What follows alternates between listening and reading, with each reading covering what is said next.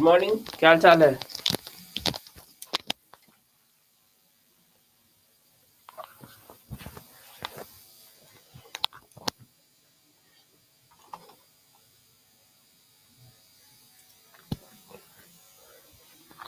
Good morning good morning good morning आप सबका। अच्छा हाँ सुनिए ना, एक बार बता रहे थे कि कल जो आप लोग प्रॉब्लम बताए थे वो हम कल डिस्कस किए थे मीटिंग में। उन लोगों ने बताया कि आज आप लोग को क्लास मिल जाएगा, यानी कल ही शायद मिल गया होगा सारा क्लासेस। और वो टेक टीम बोला सर गलती हो गया, आपका क्लास जो है ना बच्चे को शो नहीं हो रहा था। क्लास हम लोग रोज ले रहे थे, कई बच्चे होंगे जो क्लास रोज कर रहे थे। हाँ हाँ आर्या 13 फरवरी के बाद का ही बोला है। हो गया होगा रिकॉर्डिंग, कल ही बोला कि सर मैं आज ही करता हूँ, गलती हो गई। अभी तक नहीं मिला तो आज करेगा, ठीक है।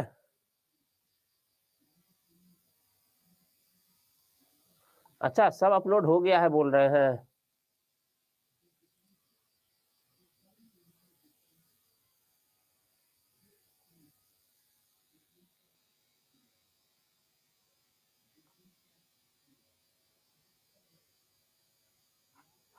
आप लोग सबको अपलोड कर दिया जाएगा।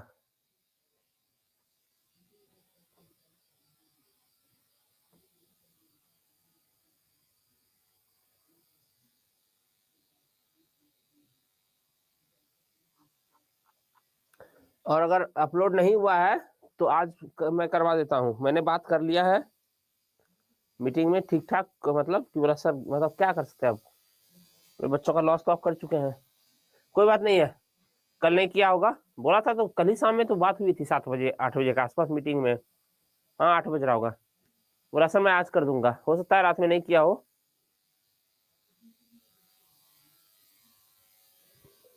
ठीक है।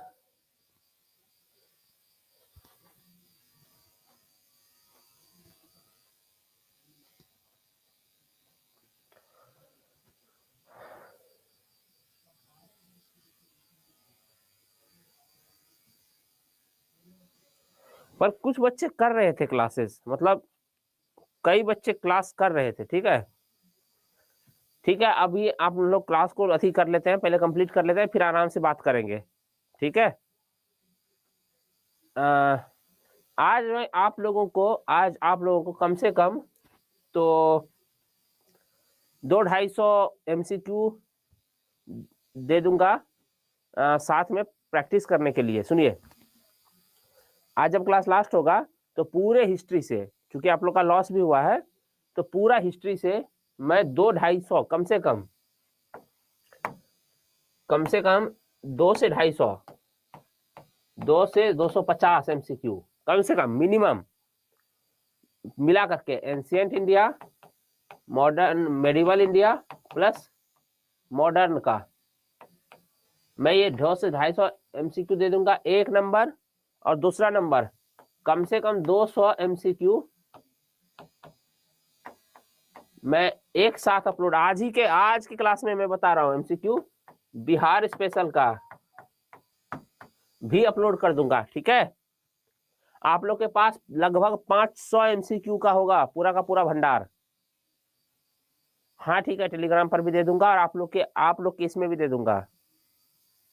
आप लोग के नोट सेक्शन में आज के क्लास में जो लोग आपके दोस्त लोग हैं सबको बता दीजिएगा, ठीक है,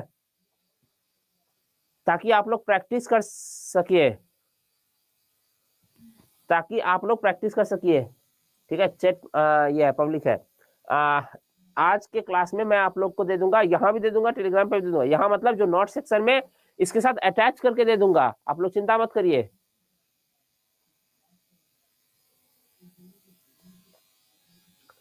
अजीत मैंने सारा करवा दिया है, वो ये हो गया है उसके साथ, क्या बोलते हैं, क्लास आप लोग का कहीं और अपलोड कर दिया गया था, ठीक है।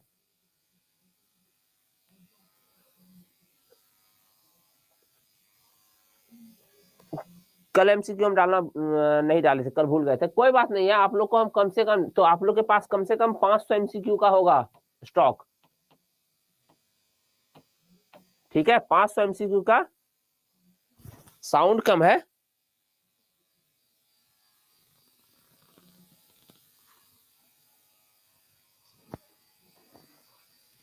अच्छा, आप लोग टेलीग्राम पर हैं? आप लोग टेलीग्राम पर हैं?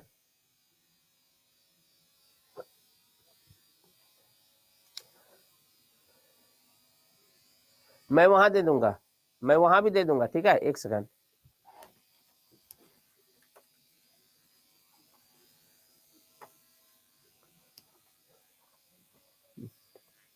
हाँ, आप लोग टेलीग्राम पे हैं, मैं वहां भी दे दूंगा।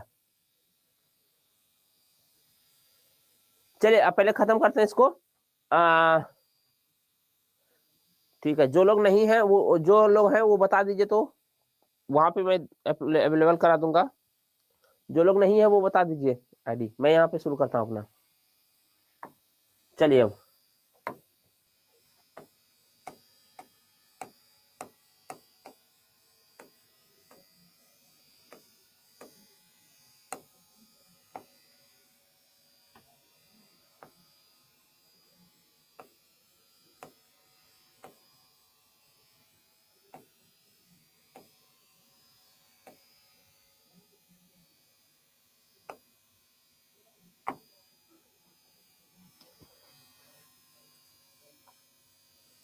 सर जी, आप 13 फरवरी तक पढ़ाए थे, उसके बाद क्लास नहीं हुआ है। पुनीता, यही डिस्कस तो कल से चल रहा है बाबू, यही। अरे मैं दोनों छूटा नहीं है, आप लोग को वीडियो अपलोड कर दिया जाएगा आज। आप लोग को वीडियो अपलोड कर दिया जाएगा आज।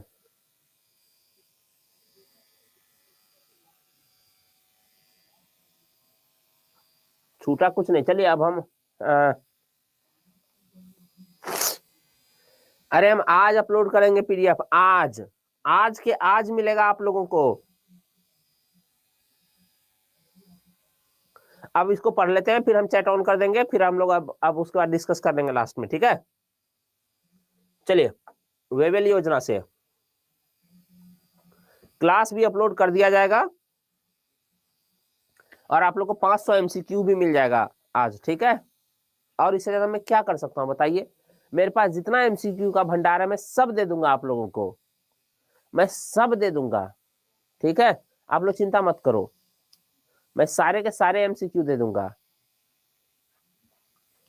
चलिए, वेबल योजना तथा शिमला सम्मेलन। आप लोगों को पता है कि अभी हम लोग क्रिप्स मिशन पढ़े थे, वो असफल हुआ, व्यक्तिगत सत्याग्रह, और फिर उसके बाद भारत छोड़ो आंदोलन हुआ। भारत छोड़ो आंदोलन होने के बाद फाइनली जो है उधर द्वितीय विश्व युद्ध भी समाप्त हो गया। तो वेबल ने, लॉर्ड वेबल, ये वायसराय था, इसने शिमला में एक सम्मेलन बुलाया। लॉर्ड वेबल ने, ये इंग्लैंड से नहीं आया था, मतलब प्रस्ताव, बल्कि उस वक्त वेबल क्या था, भारत का वायसराय था। इसने बोला कि चलो यार, आप करके क्या कहते हैं ना, अब आप लोग थोड़ा देर लास्ट क्लास है पढ़ लीजिए, उसके बाद ना फिर हम लोग बात कर लेंगे। चैट भी ऑन रहेगा, आप लोग को जितना बात करना होगा कर लीजिएगा। और हाँ, मैं बात करूंगा, 2-4 दिन में मीटिंग होने वाली है, फिर मैं बात करूंगा कि सर क्या एक्स्ट्रा क्लास कुछ लगा सकते हैं बच्चों का, और अगर मेरे बस में होगा तो मैं जो हो सकता है मैं करूंगा। मैं और क्या कर सकता हूँ? टेक टीम की प्रॉब्लम थी, मैं रोज पढ़ा रहा था, कई बच्चे पढ़ ही रहे थे रोज, ठीक है, वो सब हम लोग बाद में बात कर लेंगे। तो वेवेल ने जो है क्या किया, सम्मेलन बुलाया। दरअसल क्या था कि अब तक लिनलिथगो था, कौन था अब तक? लिनलिथगो था, और लिनलिथगो के जस्ट बाद वेवेल आया भारत का वायसराय बन के। तो जब कोई नया आदमी आता तो उसको लगता है चलो यार हम सॉल्व कर देंगे प्रॉब्लम, तो वो सबसे पहले शिमला में सम्मेलन बुलाया, ठीक है। शिमला में क्यों? क्योंकि ग्रीष्मकालीन राजधानी अंग्रेजों की शिमला थी। वो लोग जाके गर्मी में शिमला में बैठ जाते थे। देखिए जून है ना, 14 जून, जून तो गर्मी में ना होता है, तो 14 जून 1945 को वेवेल योजना प्रस्तुत किया गया। एक ये स्कीम रखा सामने, किसके? मुस्लिम लीग और कांग्रेस के, और बोला कि भाई देखो आपस में बैठ के बात कर लेते हैं, और जो भी समस्या होता है सॉल्व कर लेते हैं। और दोनों को बुलाया, दोनों मतलब बुलाया तो सभी दलों को था, पर मेन झगड़ा तो कांग्रेस और लीग के बीच था। कांग्रेस और लीग का मामला सुलझ जाता तो बाकी छोटे छोटे तो ऐसे ही सुलझ जाते ना। तो इन्होंने, वेवेल ने क्या प्रस्ताव रखा कि देखो, एक नई कार्यकारी परिषद बनाते हैं जिसमें वायसराय और कमांडर इन चीफ के अलावा शेष सभी सदस्य भारतीय होंगे। यानी जो वायसराय होगा सेंटर में हेड, वो कौन होगा? अंग्रेज होगा। और कमांडर इन चीफ यानी रक्षा मंत्रालय या सभी सेनाओं का जो हेड होगा वो ब्रिटिश होगा। 2 आदमी ब्रिटिश होगा, बाकी सब भारतीय होगा। बस यही 2 आदमी ब्रिटिश रहेगा हमेशा, बाकी एक भी ब्रिटिश आपको नजर नहीं आएगा कहीं भी। सब कुछ आप लोग ले लो, सारे आईएएस आईपीएस जज वज सब कुछ ले लो आप लोग इंडियंस, बस 2 गो पद हम लोग को दे दो, एक वायसराय का और एक कमांडर इन चीफ का, बस इतना ही हमको चाहिए और कुछ नहीं चाहिए हमको। ठीक है, ये रखा। इस पर विचार विमर्श हुआ कब? जून 1945 शिमला में। कई बार माह पूछ देता है, बहुत आजादी के समय का बात है ना, तो कई बार माह पूछ देता है। ठीक है, तो वेवेल प्रस्ताव पर विचार करने के लिए क्या हुआ जून 1945 में? हाँ जी, उसी क्वेश्चन से सवाल आएगा, आप लोग प्रैक्टिस कर लीजिए, वीडियो देख लीजिए, काम खत्म हो जाएगा।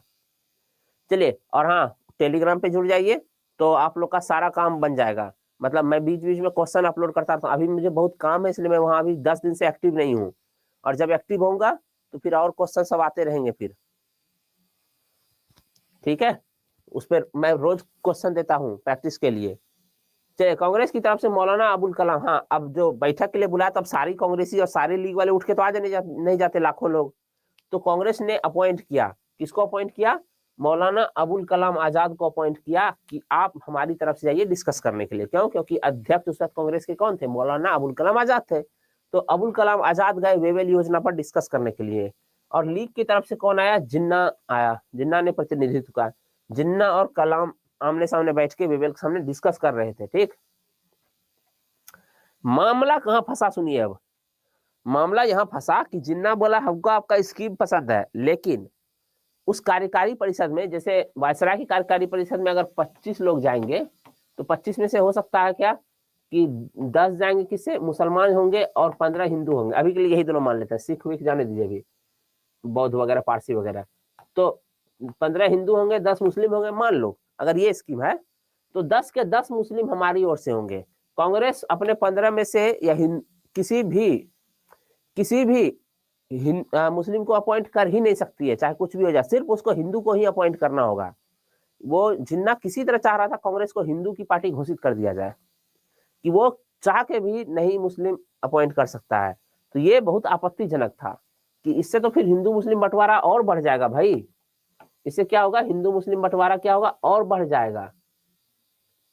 तो अब फिर से एक बार रिवाइज करते हैं। देखिए, वेवेल योजना क्या था कि लिथगो के बाद लॉर्ड वेवेल वायसराय बन के आया, और इसने 14 जून 1945 को एक बैठक बुलाया, आओ मिलके बात करते हैं, एक स्कीम है मेरे पास, इसी स्कीम पर बात करते हैं। इसी को कहा गया शिमला सम्मेलन हुआ वेवेल योजना के तहत। और कांग्रेस की ओर से कौन आया था? एक आदमी आया था, मौलाना अबुल कलाम आजाद। और जिन्ना किसकी तरफ से आया था? तो मुस्लिम लीग की तरफ से आया था, सीधा सा। और प्रस्ताव क्या था? प्रस्ताव ये था कि वायसराय और कमांडर इन चीफ, बस यही दो रहेगा। कौन? भारतीय। वायसराय और कमांडर इन चीफ ही भारतीय रहेगा, सॉरी ब्रिटिशर्स रहेगा, बाकी सब इंडियंस रहेगा। स्कीम तो ठीक था, बढ़िया था, लग रहा था देखे ठीक ही। लेकिन मामला कहां फंसा? जिन्ना ने कहा, क्या कहा? जिन्ना ने प्रस्ताव दिया कि सभी मुस्लिम सदस्य लीग से ही लिए जाएं, क्योंकि मुस्लिम लीग ही सभी मुसलमानों का प्रतिनिधि है। यहां पर आकर के मामला फंस गया, और यही इस असफलता का प्रमुख कारण बना। जो जिन्ना का यही जिद था कि सारे मुसलमान हमारी ओर से जाएंगे, यही जो है क्या है, इस सम्मेलन का, वेवेल योजना का असफलता का कारण बना। तो वेवेल योजना से बस इतना ही सवाल पूछता है। कब हुआ था? जून 1945 में हुआ था। ज्यादा अगर डीप जाएगा तो 14 जून 1945 को बैठक स्टार्ट हुआ था। कांग्रेस की तरफ से कौन थे? तो अबुल कलाम आजाद थे, और लीग की तरफ से कौन था? तो जिन्ना था। ठीक, उसके बाद जो असफलता का मूल कारण यह था कि जिन्ना ने कहा सारे मुस्लिम सदस्य हमारी ओर से जाएंगे, बस इसके अलावा आपको वेवेल योजना से कभी सवाल नहीं जाएगा। ठीक है, बस डेट याद रखिएगा क्योंकि आजादी से बहुत पहले बीच का है। अब देखिए, इस बीच शाही नौसेना ने विद्रोह कर दिया। शाही नौसेना, अब जिस देश में राजा का शासन होता है ना, आप देखेंगे उस देश की सेना को, नौसेना को रॉयल बोला जाता है पहले, जैसे रॉयल एयरफोर्स, रॉयल, उसी तरह से हिंदी उसका शाही हुआ। क्यों? क्योंकि भारत पे किसका राज था? अल्टीमेट राज तो किंग का था या क्वीन का था, ब्रिटेन के ताज का था, इसलिए भारतीय नौसेना को शाही नौसेना कहा जाता था। ये विद्रोह कब हुआ? तो 18 से लेकर 23 फरवरी 1946 के बीच हुआ, पर 46 याद रखिएगा एकदम ज्यादा। ठीक है, इसमें हुआ ये कि सैनिकों को अच्छा व्यवहार नहीं होता था उनके साथ, खाने पीने की व्यवस्था ठीक नहीं थी, इन सब कारणों से सैनिकों ने विद्रोह कर दिया। लेकिन वो विद्रोह थोड़ा राष्ट्रीय स्वरूप का विद्रोह था। क्यों? क्योंकि बंबई में सैनिक जहाज HMIS, ये सब याद रखिए ना रखिए, एक याद नाम रखिएगा, तलवार। इस पर जो है क्या हुआ कि 1100 नाविकों ने जो है नस्लीय भेदभाव के कारण, हम लोग इंडियन, हमारे साथ खराब व्यवहार किया जाता है, नस्लीय भेदभाव के कारण और खराब भोजन के कारण हड़ताल कर दिया। पर ठीक है, हड़ताल होना था तो होना था, ये सैनिकों का निजी मामला था। लेकिन एक नाविक बीसी दत्त ने क्या किया, जहाज की दीवार पर भारत छोड़ो लिख दिया। इसी तलवार जहाज पे भारत छोड़ो लिख दिया। अब ये भारत छोड़ो, अंग्रेजों भारत छोड़ो किसका नारा था? भारत छोड़ो आंदोलन का नारा था, जो चलाया गया था कांग्रेस के द्वारा। ठीक है, अभी जस्ट हाल में। तो यानी ये राष्ट्रीय स्वरूप का हो गया ये नारा। उसके बाद क्या किया, इन सैनिकों ने इससे आगे बढ़ के 3 झंडे लगाए। एक झंडा जहाज के ऊपर ही, एक झंडा कांग्रेस का था, एक झंडा मुस्लिम लीग का था और एक झंडा कम्युनिस्ट पार्टी ऑफ इंडिया का था। यानी तीनों ही पार्टियां जो भारत के लिए मतलब अंग्रेजों के विरोधी था, उन तीनों के झंडे लहरा रहे थे। तो इससे हुआ क्या कि सैनिक भी दरअसल अपना निजी मामले को भी अब राष्ट्रीय मामलों से जोड़ने लगे हैं।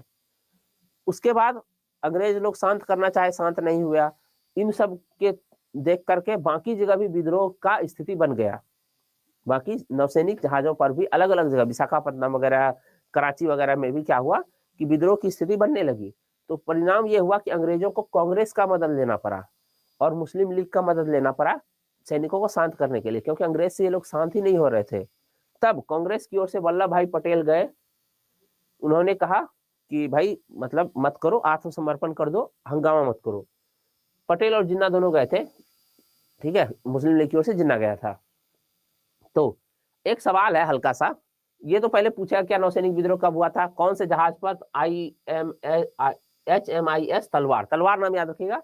और एक व्यक्ति का नाम याद रखिएगा सैनिक का, बीसी दत्त, जिसने क्या लिखा दिया था, भारत छोड़ो लिख दिया था जहाज के ऊपर। और जिन्ना और पटेल गए थे शांत करवाने के लिए। अब है कि अच्छा तो था, विद्रोह कर रहा था, शांत क्यों किए? तो देखिए, पटेल जी को पता था कि अब भारत जल्दी ही आजाद होने वाला है, बस कुछ ही दिन का बात बचा है, बस आजाद तो होना ही है, समय बचा है बस। ऐसे में अगर यदि सेना में अनुशासन नहीं होगा ना, तो सैनिक को संभाल नहीं पाएंगे, क्योंकि सेना की जरूरत तो ऐसा था नहीं कि अंग्रेजों के बाद खत्म हो जाएगा, सैनिक की चाहिए ही चाहिए। और सेना का एक ही फाउंडेशन में सबसे जो एक नींव होता है वो होता है अनुशासन। इधर आया था एक सैम बहादुर मूवी आया था, उसमें भी एक जगह वो बोलते हैं, पता नहीं अब ये लिखा हुआ डायलॉग है या उन्होंने खुद कहा था, ऑटोबायोग्राफी पढ़ के खुद कहा होगा, उन्होंने कहा था अनुशासन सेना की नींव होती है, नींव मत हिलाइए। एक मंत्री को बोल रहा था। तो वही जो है, अनुशासन नहीं भंग होना चाहिए सेना का, क्योंकि अब यही सेना को सर्व करना था भारत के लिए। पाकिस्तान की सेना को देखिए अनुशासनहीन हो गई तो क्या हालत हो गया है पाकिस्तान का। विद्रोहियों ने आत्मसमर्पण कर दिया, सारे सैनिकों ने आत्मसमर्पण कर दिया, हथियार डाल दिए, लेकिन विद्रोह बंद कर दिया। लेकिन उन्होंने क्या कहा कि हम अंग्रेज तुम्हारे सामने शांत ये नहीं हो रहे हैं, आत्मसमर्पण नहीं कर रहे हैं, हम भारत के सामने आत्मसमर्पण कर रहे हैं, ब्रिटेन के सामने नहीं। ये जो लाइन है, ये लाइन बड़ा खतरनाक था। इससे ब्रिटिशर्स को पता चल गया कि अब कोई स्कीम लेके आ जाओ, कुछ नहीं होने वाला, क्योंकि अभी तक एक ही के दम पे सैनिक मतलब राज कर रहा था पूरे भारत पे ब्रिटेन को। किसके दम पे? सेना के दम पे। क्योंकि सेना ने जो एक बड़ा विद्रोह किया था 1857 में, उसके बाद सेना हमेशा ब्रिटेन के साथ रही थी कमोबेश। लेकिन अब समझ में आ गया कि अब जब सेना ही नहीं रही तो अब संभव नहीं है कि ब्रिटेन यहाँ रह सकता, अब हमको जाना ही होगा। नवसैनिक विद्रोह को इसीलिए क्या कहते हैं, ब्रिटिश साम्राज्यवादी ताबूत में आखिरी कील बोलते हैं, कि बस फाइनल हो गया ताबूत। अच्छा, ये लाइन याद कर लीजिएगा, हम भारत के सामने आत्मसमर्पण कर रहे हैं, ब्रिटेन के सामने नहीं। किसने कहा था? जो है इंडियन क्या बोलते हैं, आजाद हिंद फौज ने कहा था, क्रांतिकारियों ने कहा था, मतलब अलग अलग। तो नौसैनिक ने कहा था कि मतलब जो नौसेना थे विद्रोह में, कि हम भारत के सामने समर्पण कर रहे हैं, ब्रिटेन के सामने नहीं। चलिए, उसके बाद आया कैबिनेट मिशन। कैबिनेट मिशन कब आया? 1946 में ही आया। 24 मार्च 1946 को सर पेंथिक लॉरेंस के नेतृत्व में आया कैबिनेट मिशन। इसमें 3 सदस्य था। कैबिनेट मिशन इसको क्यों कहते हैं? क्योंकि ये जो तीनों सदस्य थे वो ब्रिटिश सरकार की कैबिनेट में मंत्री थे। ब्रिटिश सरकार की कैबिनेट में ये सभी मंत्री थे, ठीक है। तो इसलिए इसको क्या कहते हैं, जो पेंथिक लॉरेंस के नेतृत्व में आया था, इसको कैबिनेट मिशन कहते हैं। इसमें 3 लोग कौन कौन थे? तीनों का नाम एकदम याद रहना चाहिए। सर स्टेफर्ड क्रिप्स चाहिए था, वो क्रिप्स वही है जो क्रिप्स मिशन के तहत इकलौता आया था। और एक पेंथिक लॉरेंस था जो भारत सचिव भी था उस वक्त। और एक एवी अलेक्जेंडर था जो एडमिरलिटी में प्रथम लॉर्ड था। जान लीजिए, ये सब मत याद रखिएगा, लेकिन तीनों का नाम जरूर याद कर लीजिएगा, ठीक है। तीनों का नाम जरूर याद कर लीजिएगा, स्टेफर्ड क्रिप्स, पेंथिक लॉरेंस और एवी अलेक्जेंडर। पेंथिक लॉरेंस के नेतृत्व में ही आया था। इस मिशन ने क्या किया, जो है कुछ प्रस्ताव रखे, जिसमें से कि पहले तो पृथक पाकिस्तान की मांग को अस्वीकृत कर दिया, नहीं अलग पाकिस्तान नहीं देंगे। चलिए पृथक पाकिस्तान की मांग को लेकर के क्या बोला उसने कि भाई पृथक पाकिस्तान तो नहीं देंगे, अलग पाकिस्तान तो नहीं मिलने वाला है। बाकी प्रांतों को बोला 3 समूहों में विभक्त किया जाएगा। प्रांतों को कितने समूहों में? 3 समूहों में विभक्त किया जाएगा पूरे भारत को। मतलब 3 भाग देश में नहीं, राजनीतिक रूप से एक ही रहेगा देश। जैसे अभी भी 2 भाग में बटा हुआ है भारत के प्रांत, 2 भागों में बटे हुए हैं। आप लोग को पता है, पर आप लोग इस तरह से सोचे नहीं है। जैसे कौन सा है? राज्य है एक भाग, और एक भाग क्या है? यूटी है, यूनियन टेरिटरी है। सारे राज्य तो नहीं है, कुछ यूटी भी है। तो 2 भाग में अभी भी बटा हुआ है ना, राज्य और यूटी में। कुछ यूटी है, जैसे चंडीगढ़ यूटी है, अंडमान निकोबार द्वीप समूह यूटी है, लक्षद्वीप यूटी है, दादरा नगर हवेली, पुडुचेरी, दिल्ली भी क्या है? राज्य नहीं, यूटी है। जम्मू कश्मीर भी आज पूरा का पूरा यूटी है, हालांकि उसको बाद में राज्य बना दिया जाएगा। ऐसा बोला गया है कि आपको स्टेटहुड लौटा दिया जाएगा। तो अभी भी 2 भागों में, ठीक उसी तरह बोला 3 भागों में बांटेंगे। एक तो होगा, और सबको मिला करके क्या होगा? एक अखिल भारतीय संघ बनाया जाएगा। ठीक है, एक क्या बन जाएगा? अखिल भारतीय संघ का निर्माण किया जाएगा, ब्रिटिश भारत और देसी रियासत को मिला करके। जो भारत में देसी रियासत के भाग है, जैसे जूनागढ़ है, जैसे भोपाल रियासत है, जैसे सिंधिया है, जैसे हैदराबाद रियासत है, उन सबको, और जो ब्रिटिश क्षेत्र में जो भारत है, जिस जगह पर ब्रिटेन का अधिकार है सीधे सीधे, उन दोनों को मिलाया जाएगा और एक अखिल भारतीय संघ का निर्माण किया जाएगा। ठीक है, केंद्रीय विषयों को छोड़ करके शेष सभी मामलों में प्रांतों को पूर्ण स्वायत्तता दी जाएगी। बाकी मामले में प्रांत अपने हिसाब से निर्णय ले सकेंगे, बस कुछ केंद्रीय विषय को छोड़ दिया जाए। तो जैसे केंद्रीय विषय क्या होते हैं ऐसे मामले में? विदेश मामले के, अमेरिका से कैसा संबंध बनाना है, राज्य को इससे कोई लेना देना नहीं होगा, केंद्र बनाएगा। एक दूसरा चीज क्या है कि सेना के मामले में केंद्र के पास होगा, रेलवे केंद्र के पास होगा, क्योंकि ट्रेन किसी एक राज्य के हिस्से में तो नहीं दे सकते ना। तो ऐसे कुछ विषय जिसको केंद्र ही डील कर सकता है उसको छोड़ दें, तो बाकी सब मामले में क्या होगा? राज्यों को स्वायत्तता दिया जाएगा, राज्य जितना अच्छे अपना काम कर सके करेगा। और बोला गया क्या कि एक संविधान सभा का गठन किया जाएगा। संविधान सभा का गठन किया जाएगा और 10 लाख की जनसंख्या पर एक सदस्य चुना जाएगा। आज भी यही सिस्टम चल रहा है। ठीक, और मताधिकार, वयस्क मताधिकार पर आधारित निर्वाचन व्यवस्था को खारिज करते हुए कहा कि 10 लाख की जनसंख्या पर एक सदस्य और प्रत्यक्ष निर्वाचन की व्यवस्था से आएगा। बस यही तो था कैबिनेट मिशन का क्या प्रस्ताव। और कैबिनेट मिशन पर सवाल इतने से ही आते हैं, आपको बस याद रखना होगा किसके नेतृत्व में आया था। तो ये पैंथिक लॉरेंस के नेतृत्व में आया था। 2 और लोग कौन थे इसके साथ? स्टेफर्ड क्रिप्स थे और एबी अलेक्जेंडर था। उसके बाद इसने पृथक पाकिस्तान की मांग को स्वीकार कर ली, ये रहता है नहीं, गलत है, स्वीकार नहीं किया। और क्या हुआ? भारत को कितने भागों में, प्रांतों को 3 समूहों में बांटने पर विभक्त करने का बात किया इसने। इतना काफी रहता है वेवेल स्कीम से, सॉरी कैबिनेट स्कीम से। उसके बाद संविधान सभा के लिए चुनाव हुआ। वेवेल ने बोला ही था एक संविधान सभा पहले चुन लिया जाए और तो भारत के लिए संविधान बनाएगा। बस संविधान सभा का चुनाव हो गया। ठीक है, और संविधान सभा का चुनाव कब हुआ? 1946 में हुआ। तभी तो 9 दिसंबर को पहली बार बैठा था संविधान सभा। संविधान सभा में टोटल कितने सदस्य बोला गया, आवंटित किया गया कि 296 लोग आवंटित होंगे। 296 लोग ही संविधान सभा में बैठेंगे, जिसमें से चुनाव कांग्रेस को कितना सीट मिला? 296 के लिए 1946 में चुनाव हुआ। और चुनाव होने के बाद अप्रत्यक्ष रूप से चुनाव हुआ था, प्रत्यक्ष रूप से नहीं। कांग्रेस को कितना सीट मिला? 208 सीट मिला। कांग्रेस को 208 सीट मिला। और मुस्लिम लीग को कितना सीट मिला? 73 सीट मिला। और 15 सीट अन्य छोटे समूहों को मिला। अलग अलग पार्टी था, कृषक प्रजा पार्टी था, ठीक है, यूनियनिस्ट पार्टी था, उन लोग को भी थोड़ा थोड़ा मिला। तो फाइनली 208 सीट मिला कांग्रेस को, 73 सीट मिला मुस्लिम लीग को, और 15 सीट मिला बाकी छोटे छोटे पार्टियों को। उसके बाद मुस्लिम लीग ने क्या किया? जैसे ही मुस्लिम लीग को 73 सीट मिला, मुस्लिम लीग को उम्मीद नहीं था 73 मिलेगा, इसको उम्मीद था कम से कम 140-50 के आसपास मिलेगा। यानी इनको था कि हमको भी कांग्रेस का आधा सीट तो मिल ही जाएगा। लेकिन 73 सीट जब मिला ना, तो मुस्लिम लीग को समझ में आ गया कि इनफैक्ट क्या हुआ मुस्लिम लीग के साथ, जो मुस्लिम बहुल जनसंख्या वाला जो चुनाव क्षेत्र था वहां भी कांग्रेस को बहुमत मिल गया। कई जगह पे नहीं भी मिला, लेकिन हाँ कई जगह फिर भी एक हिसाब से देखा जाए तो ठीक ही मिला था। मुस्लिम लीग ने पाकिस्तान के मुद्दे पर चुनाव लड़ा था। मुस्लिम लीग ने किसके मुद्दे पर चुनाव लड़ा था? पाकिस्तान के मुद्दे पे। सिर्फ एक सोलो मामला था। तो 73 सीट मिला। कई मुसलमान बहुल क्षेत्रों में भी क्या किया गया? उन क्षेत्रों में भी नहीं मिला मुसलमानों को बहुमत। फिर भी 85% मुस्लिम बहुल क्षेत्रों ने इसका साथ दिया था।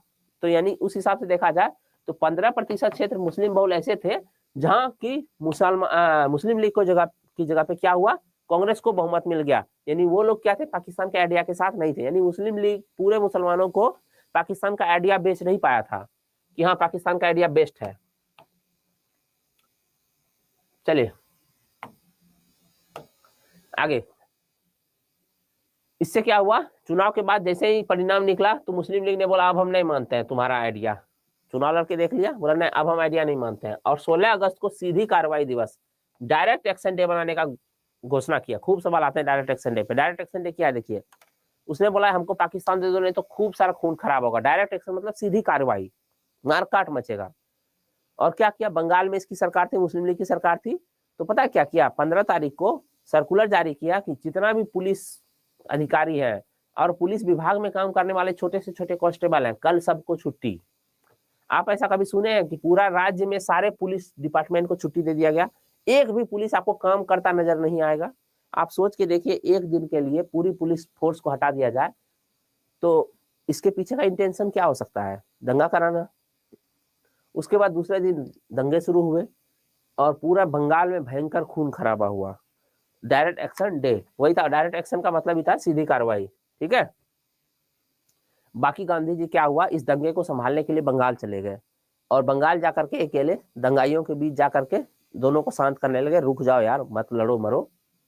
गांधी के विवेक और साहस को देख करके ही माउंट बेटन ने उन्हें वन मैन बाउंड्री फोर्स कहा कि आप अकेले पूरा का पूरा फोर्स के बराबर है, क्योंकि आप गए अकेले और दंगा रुक गया, ठीक है। वन मैन बाउंड्री फोर्स कहा। बाकी क्या है कि संविधान सभा का चुनाव तो हो चुका था।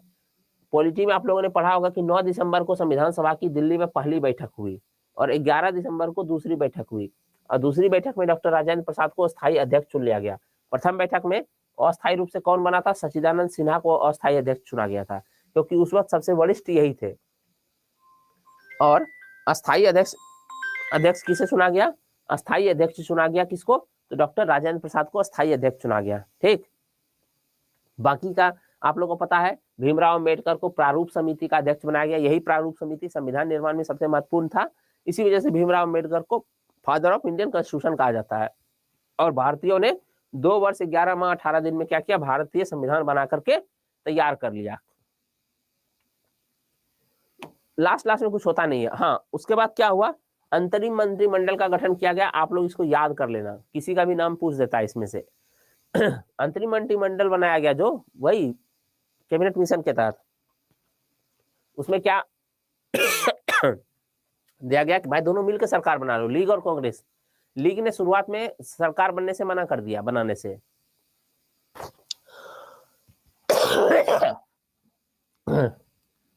तो कांग्रेस ने सरकार बनाया। जवाहरलाल नेहरू राष्ट्रमंडल और विदेश मामलों के हेड थे। सरदार वल्लभ पटेल को गृह, सूचना और प्रसार मंत्रालय दिया गया। तो गृह मंत्रालय इतना तो याद रखिएगा। बलदेव सिंह को रक्षा मंत्रालय दिया गया। जॉन मथाई उद्योग मंत्री थे। राजगोपालाचारी शिक्षा और कला मंत्री थे। एच.सी. भाभा कार्य खनन ऊर्जा मंत्री थे। राजेंद्र प्रसाद खाद्य और कृषि मंत्री थे। आसफ अली रेलवे और परिवहन मंत्री थे। जगजीवन राम श्रम मंत्री थे। इसमें से ज्यादातर आप लोग को याद करना पड़ेगा, जैसे जवाहरलाल नेहरू, पटेल साहब और बलदेव सिंह, सी राजगोपालाचारी, राजेंद्र प्रसाद, आसफ अली और जगजीवन राम। इतना तो याद करना पड़ेगा, खूब क्वेश्चन आते हैं। कभी कभी भूले भटके जॉन मथाई से, एच.सी. भाभा से, इस सब से भी आ जाता है। एक के दो को बचाना, वो भी याद कर लीजिएगा। सब कुछ ठीक चल ही रहा था, तभी मुस्लिम लीग ने अचानक से अपने बात से पलटते हुए क्या कहा पता है, कि हमको भी सरकार में शामिल होना है, हम मिलकर सरकार चलाएंगे। इन लोग को लगा कि सब कुछ ठीक हो गया, लेकिन क्या था पता है, लीग की अपनी रणनीति थी कि अब हम सड़क पर तो हंगामा करके देख लिए, डायरेक्ट एक्शन डे बना लिए, ये लोग तो मान ही नहीं रहा इतना खून खराबा होने के बाद भी, तो चलो सरकार के अंदर शामिल होकर के फिर इन लोग को परेशान करते हैं, ताकि मजबूर हो जाए पाकिस्तान देने के लिए। बस फिर क्या था, लीग बोला कि हम भी बनेंगे, हमारे भी एक लोग मंत्री बनेंगे, 1-2 लोग। बोला ठीक है भेज दो, कौन बनेंगे। तो लियाकत अली खान जो जिन्ना के सहयोगी थे, जो बाद में पाकिस्तान के प्रधानमंत्री बने, और बाद में इनको भरी सभा में गोली मार दिया गया, ठीक है, पाकिस्तान में, तो वहां के प्रधानमंत्री बने थे। इनको बोला कि हम मंत्री बनेंगे और मंत्री पद अपने पसंद का लेंगे। बोला ठीक है ले लो यार, शांत रहो। लेकिन बोला वित्त मंत्रालय लेंगे, दे दिया। और वित्त मंत्रालय एक ऐसा मंत्रालय है जिसको सभी मंत्रालय से काम रहता है। शिक्षा मंत्रालय को रक्षा मंत्रालय से कोई लेना देना नहीं है, लेकिन वित्त मंत्रालय को शिक्षा से भी लेना देना है, रक्षा से भी। इसने क्या किया, सबकी फाइल अटका दी। जो भी पैसा खर्च करने के लिए इसके पास फाइल जाता था, पैसा रिलीज करो, पैसा फाइल, अरे पैसा चाहिए, काम करना है, इसने सारा फाइल रोक दिया, एक का भी क्लियर ही नहीं किया, सारा मंत्रालय ठप पड़ गया। तो अंत में मजबूर हो गया कांग्रेस भी कि इसका मतलब है कि लीग के साथ अब हम काम नहीं कर पाएंगे। ऐसा तो हो नहीं सकता है कि लीग को सत्ता से बाहर रखा जाएगा कि तुम काम नहीं करने दे रहे हो, ठीक है, लीग को सत्ता में तो लाना ही होगा। और इसने ये कांड किया, इसको चाहिए क्या, पाकिस्तान, तो इसने पूरा फाइल रोक दिया और सारा काम ठप हो गया। अंत में मजबूर होकर कांग्रेस अब लगभग मन बना चुकी थी, छोड़ो हटाओ, अब दे ही देते हैं पाकिस्तान, ठीक है। और फाइनली ब्रिटिशर्स ने क्या किया, भारतीय स्वतंत्रता अधिनियम पारित किया, स्वतंत्रता अधिनियम पारित किया कि भारत को स्वतंत्र दे देंगे। माउंटबेटन योजना के आधार पर माउंटबेटन को भेजा गया लास्ट में और बोला गया कि आप बस जल्दी से जल्दी भारत को सत्ता हस्तांतरित करो और निकलो वहां से। 18 जुलाई 1947 को भारतीय स्वतंत्रता अधिनियम को पास किया गया, पारित कर दिया गया। ये 3 जून की योजना थी, 3 जून को ये स्कीम भेजा था माउंटबेटन, इसी वजह से इसको 3 जून की योजना भी कहते हैं या माउंटबेटन योजना भी कहते हैं, ठीक है। तो माउंटबेटन योजना को स्वीकृति दे दिया गया। इसमें कुछ नहीं था, इसमें यही था कि 15 अगस्त 1947 को भारत और पाकिस्तान नामक 2 भागों में बांट दिया जाएगा, भारत को 2 भाग में, भारत और पाकिस्तान में बांट दिया जाएगा। और एक गवर्नर जनरल होगा जो इंग्लैंड से आएगा, और दोनों ही देश जब तक कि क्या करेंगे और अपना अपना संविधान नहीं बना लेंगे, नया संविधान जब तक दोनों देश नहीं बना लेता है, तब तक राज्य का प्रशासन कैसे चलेगा, भारत शासन अधिनियम 1935 के अनुसार चलाया जाएगा। बस कि भाई जब तक संविधान नहीं बना लेते तब तक 1935 का जो एक्ट आया था ना, उसी के अनुसार देश चलाना। भारत ने 2 वर्ष 11 माह 18 दिन में बना लिया, पाकिस्तान को 6-7 साल लग गए संविधान बनाने में, तब तक उसका शासन यही 1935 से चलता रहा, ठीक है। तो ये हो गया यहाँ पर आकर के खत्म। अब मैं चैट को कर रहा हूं पब्लिक, और आप लोग को अब बात करिए। देखिए मैं आप लोग को 500 क्वेश्चन अवेलेबल कराऊंगा, ठीक है, ताकि आप लोग प्रैक्टिस कर सकिए ठीक से। सर मुझे क्या नहीं, हैंड रेज नहीं मिलता है मेरे मोबाइल नंबर में। ओके, आज लास्ट क्लास है। हाँ छाया, क्यों चुना गया था सचिदानंद? सचिदानंद को इसलिए चुना गया था क्योंकि सचिदानंद, देखिए फ्रांस में एक परंपरा है, फ्रांस में परंपरा यह है कि अगर कोई अध्यक्ष नहीं बन पा रहा है तो तब तक के लिए उस व्यक्ति को अध्यक्ष बना दो जो सबसे वरिष्ठ है। तो फिलहाल एक प्रक्रिया होता चुनाव का अध्यक्ष को, तो तब तक के लिए क्या बोला गया कि कोई एक अस्थायी अध्यक्ष होना चाहिए ना, तो अस्थायी अध्यक्ष भी तो कोई भी बनना चाहता है, हम बनेंगे हम बनेंगे, तो इसलिए अस्थायी, उसको लैम्डक स्पीकर बोलते हैं। अब लैम्डक, सॉरी लैम्डक नहीं, प्रोटेम स्पीकर बोलते हैं। अभी भी यही होता है। सुनिए, आप लोग लोकसभा अध्यक्ष सुने होंगे ना, लोकसभा अध्यक्ष अभी कौन है? लोकसभा अध्यक्ष अभी बता सकते हैं नाम उनका? तो अध्यक्ष बनने से पहले एक प्रोटेम स्पीकर होता है जो थोड़े देर के लिए बनता है, 1-2 दिन 10 दिन के लिए बनता है, बाकी लोगों को शपथ वपथ दिलाता है। ये जो परंपरा है, ये परंपरा फ्रांस से हमने लिया है। उसी समय से देखा गया फ्रांस में एक सिस्टम है कि जो सबसे वरिष्ठ है उसको बना दो, कोई झगड़ा ही नहीं होगा, सिंपल सा। तो इसीलिए सचिदानंद सिन्हा को चुना गया था क्योंकि वो सबसे वरिष्ठ थे, ठीक है। टेलीग्राम का लिंक डाल दीजिए, कोई टेलीग्राम का लिंक कोई डाल दीजिए, ठीक है। मैं वहां भी डाल दूंगा पर यहाँ भी डाल दूंगा, दोनों जगह रहेगा, चिंता मत करिए आप लोग।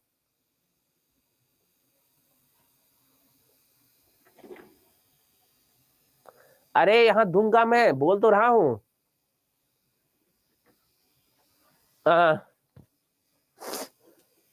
जी क्या अनामिका ने लिख दिया, राजा सर जी एस। सुनिए, आप लोग को अगर कोई ये है, हम देखिए बता रहे हैं आपको, आप लोग ना थोड़ा सा सब्र कर लीजिए। अब जो हो गया सो हो गया है। आप लोग के पास 500 MCQ रहेगा लगभग,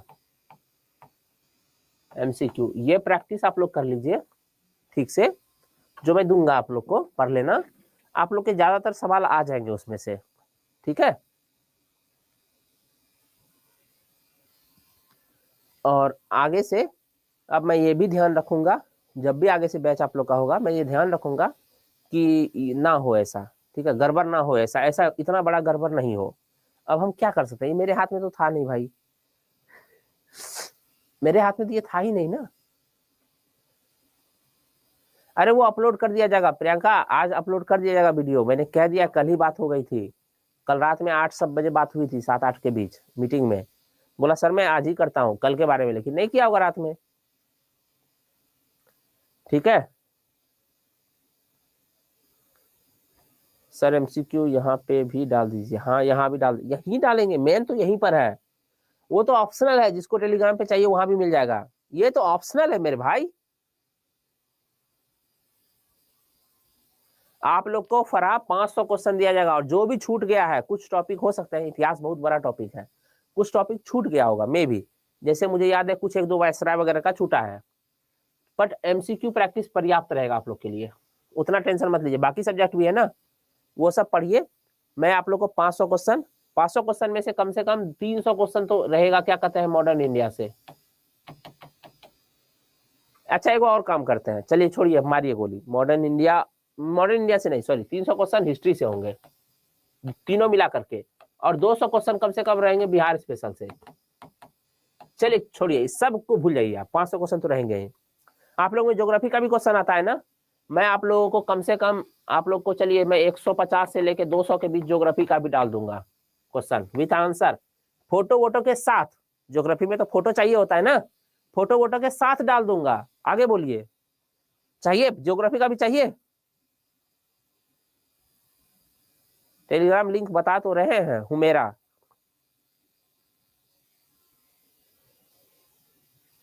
चलिए ज्योग्राफी का भी क्वेश्चन ले लीजिए, वो भी प्रैक्टिस कर लीजिएगा, वो हमसे पढ़े नहीं है, कहीं भी पढ़े होंगे, लेकिन क्वेश्चन प्रैक्टिस मेरी ओर से कर लीजिए आप लोग। राजा सर जी, यस, अर्चना ने लिखा है, ठीक है। चलिए आप लोग और बताइए हमसे क्या चाहिए प्रैक्टिस के लिए, बस आप लोग पास कर जाइए। जो गलती हुआ है इंस्टीट्यूट की ओर से, भले मेरा उसमें कोई हाथ नहीं है, लेकिन मेरी रिस्पॉन्सिबिलिटी बनती है, मैं ये भी डाल दूंगा। आज बहुत बड़ा पीडीएफ होगा, इतना बड़ा पीडीएफ होगा। अच्छा एक बात और, आप लोग को अगर चाहिए तो मॉडर्न इंडिया का पूरा नोट्स दे दूं एक साथ। अभी तो टुकड़े में नोट्स मिला है, टुकड़े टुकड़े में नोट्स मिला है ना, मैं पूरा नोट्स दे दूं एक बार में, आज का नोट्स पूरा डाल दूं एक बार में, शुरुआत से लेकर लास्ट तक, एकदम शुरू से मॉडर्न इंडिया का नोट्स, मतलब कांग्रेस की स्थापना से लेकर के, क्योंकि वहीं से छूटा होगा लगभग, तो कांग्रेस की स्थापना से लेकर के मैं पूरा डाल दूंगा। 1945 से लेकर, नहीं 1885 से लेकर के मैं 1947 तक का दे दूंगा नोट्स एक साथ, जो टुकड़े में आज तक मिला था। मेरे पास इकोनॉमी का एमसीक्यू नहीं है अंजनी। और हाँ, एक किसी का भी मैसेज देखे थे थोड़ा देर पहले, उन्होंने विलियम बेंटिक लिखा था कि वो छूट गया, वो विलियम बेंटिक का मैं वो एमसीक्यू सबसे हो जाएगा अब। चलिए ठीक है, तो आज के लिए प्रियंका ने लिखा है पॉलिटिकल साइंस, पॉलिटी का नोट्स। चलिए ठीक है, मैं 50-60 क्वेश्चन या 100 क्वेश्चन पॉलिटी के भी डाल दूंगा। तो आप सुनिए, अब मैं समाप्त कर रहा हूं, आप लोग को आज क्या क्या मिलने वाला है। अब देखिए, सबसे पहले तो 300 क्वेश्चन हिस्ट्री का एमसीक्यू, ठीक है 300, क्योंकि हिस्ट्री मेरा सब्जेक्ट है जिसमें ज्यादा मिलेगा क्वेश्चन। 200 क्वेश्चन रहेगा बिहार स्पेशल का, ठीक। 200 क्वेश्चन चलो आप लोग रख लो ज्योग्राफी का, एमसीक्यू है, कोई नोट्स वोट्स नहीं है। उसके बाद कम से कम 150 क्वेश्चन चलो मैं दे दूंगा किसका, पॉलिटी का, या 150 क्यों, इसको भी 200 कर लेते हैं, पॉलिटी का, ठीक है। मतलब आज आप लोग को 3 2 5 4 900, लगभग 900 से 1000, 900 से 1000 एमसीक्यू होगा, ठीक है। और उसके बाद जो नोट्स मिलेगा हिस्ट्री का आज, वो 1885 से लेकर के पूरा 1947 तक का एक जगह मिलेगा, कांग्रेस की स्थापना से लेकर के, बस आप लोग को उसमें से छांट के अपना बनाना होगा आंसर। ये सब अपलोड करे हमको समय चाहिए, शाम तक होगा अपलोड, अभी नहीं मिलेगा आप लोग को। आप लोग अभी मत ढूंढिएगा, दोपहर में ढूंढिएगा, आप लोग रात में ढूंढिएगा 7-8 बजे के बाद, क्योंकि हमको बहुत टाइम लगेगा इसमें, और ये काम हमको पर्सनली करना पड़ेगा, हमको पता है ये काम में कोई मेरा हेल्प नहीं करने वाला है।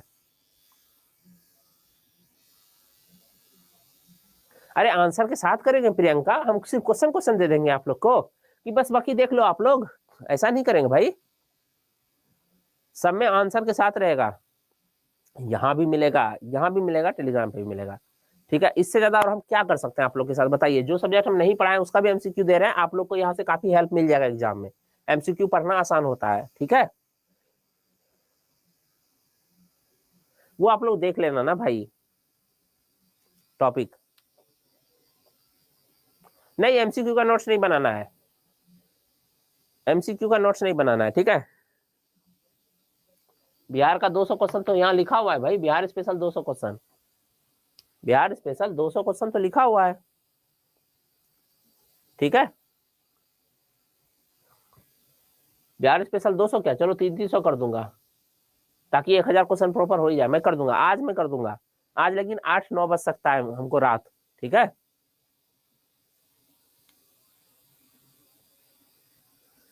ठीक है, एक लास्ट बार टेलीग्राम आईडी कोई बता दो।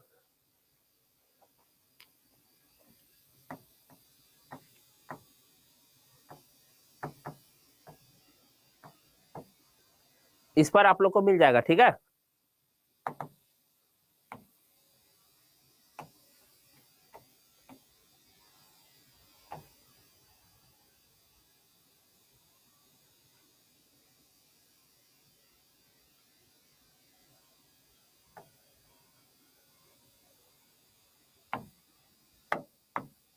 चलिए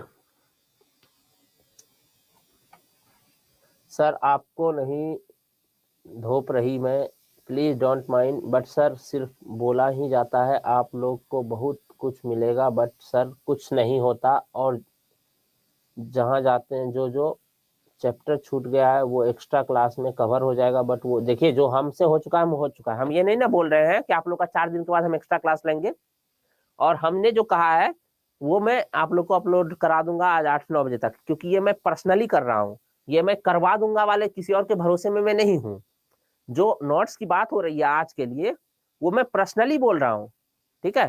पर्सनली बोल रहा हूँ कि वो मैं पर्सनली करा दूंगा, मतलब कर दूंगा। तो जो बात हम मेरे ऊपर डिपेंड करता है, जिसका किसी से लेना देना नहीं है, उसकी गारंटी है। बाकी देखिए, अब कौन सर के साथ क्या मजबूरी रहा, कौन नहीं करा पाए, अब हम कैसे बता दें, ठीक है।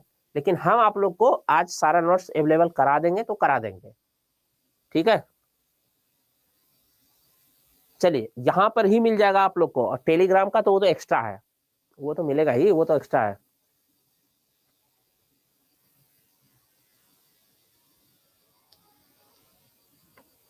या आप लोग का कोई ग्रुप है तो बताइए, मैं वहीं डाल दूंगा ज्वाइन करके। आप लोग का कोई ग्रुप है? अक्सर मैंने देखा है बैच में ग्रुप बना लेते हैं लोग। आप लोग का कोई ग्रुप है? नहीं है?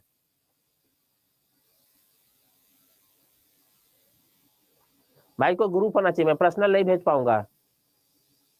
हाँ ठीक है, अपने पे भेज देंगे। चलिए ठीक है, बाय। अब नहीं, अब सर आ गए हैं, अब दूसरे क्लास में जाना है, ठीक है, बाय। आज आप लोग को मिल जाएगा 8 बजे के बाद, 8 बजे के बाद, ठीक है। तुरंत जाके चेक मत कीजिएगा, फिर आप लोग को गुस्सा आएगा कि सर फिर बोल के वादा करके नहीं दिए। 8 बजे रात के बाद, बाय, ठीक है। आप लोग को ऑल द बेस्ट फ्यूचर के लिए। यूट्यूब पे जुड़े रहिए, बिहार अड्डा पे, मेरे क्लास पे, ठीक है, वहां पे होगा, ठीक है, बाय।